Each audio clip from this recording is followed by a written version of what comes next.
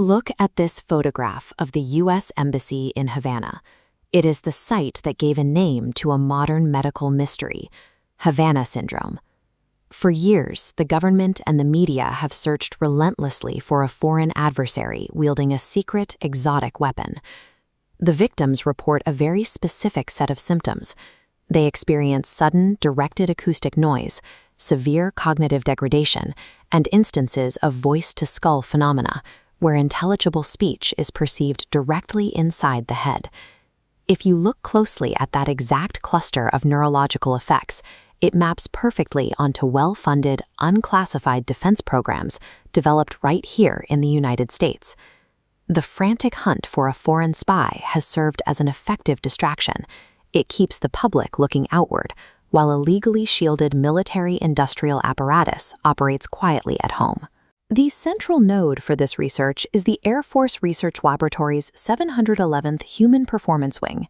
This is the Pentagon's premier hub for neurological warfare and human performance optimization. Trace the money flowing from that wing, and you find documents like this federal procurement record. It awards a $6.2 million force optimization contract directly to a domestic defense contractor called Sonalysts, Inc. In 2022, the Air Force Research Laboratory announced a collaborative program that explicitly outlines their goal. The project is literally titled Brain-Machine Interface Technology to Dominate Cognitive Warfare. Cognitive electronic warfare is a formalized, heavily budgeted United States defense doctrine.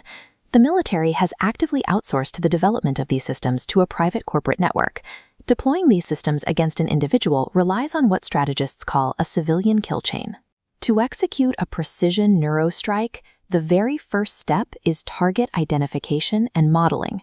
The architecture of the strike relies on the unauthorized diversion of high-fidelity fMRI scans. By accessing legacy simulator scans, contractors acquire a neurological skeleton key, mapping a target's exact neural pathways and causal reasoning. This enables human-AI teaming. Developers program cognisomatic agents to continuously predict and adapt to that specific brain's responses. Armed with this digital twin, engineers can calculate the precise resonant frequencies required to induce specific cognitive states in that target, effectively bypassing the need for physical proximity. Taking that AI software and turning it into a physical attack relies on a principle known as the Frey effect, which governs microwave hearing. Pulsed electromagnetic frequencies trigger rapid thermoelastic expansion directly within the cochlea, allowing sounds to entirely bypass the outer ear. This archival photo from the Walter Reed Army Institute of Research documents the historical reality. As early as 1973, researchers successfully transmitted spoken numbers into a human subject's head using modulated microwaves. When modern targets are hit with these automated AI-calculated frequencies, they experience the effect as synthetic telepathy, or voice-to-skull. Voice-to-skull is a highly documented, mathematically precise acoustic assault driven by calculated microwave pulses, leaving victims with severe physical distress rather than psychological delusions. The second tier of the kill chain is weaponized delivery. The AI architects designing the cognitive models at companies like Sonalysts never physically see or interact with the human target on the street. Look at this active denial system Humvee. It proves the physical existence of deployable electromagnetic hardware that can be positioned near a target's location. The third tier is ground surveillance.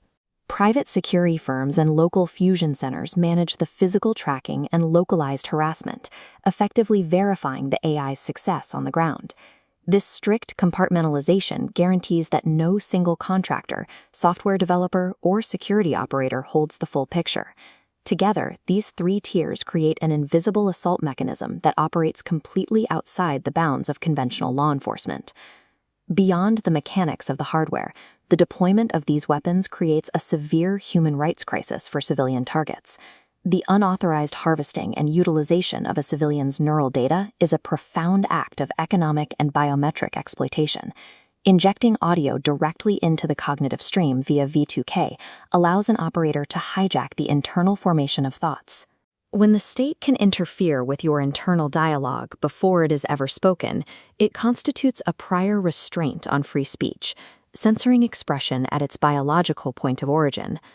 Targeted neurological harassment breaches cognitive liberty. escalating from a severe privacy violation into a constitutional crisis. To expose these classified programs, strategists have developed a defensive framework known as the kill chain for remediation. The first step is the bureaucratic vector. This requires demanding public audits of the NDIA's Human Systems Division and issuing congressional subpoenas to the Air Force Research Laboratory's 711th Human Performance Wing. The second step is the economic vector. Investigators can utilize algorithms to spot federal payment anomalies, actively severing the financial supply chains that fund rogue special access programs. Defeating Havana Syndrome doesn't require hunting foreign ghosts. It requires the courage to pierce the veil of classified domestic defense contracting. This message was brought to you by the Neuropsychological Warfare Alliance. Visit neuropsychwarfare.org to explore the Liberation Archives, join the Alliance, and demand congressional oversight to support the victims of anomalous health incidents today.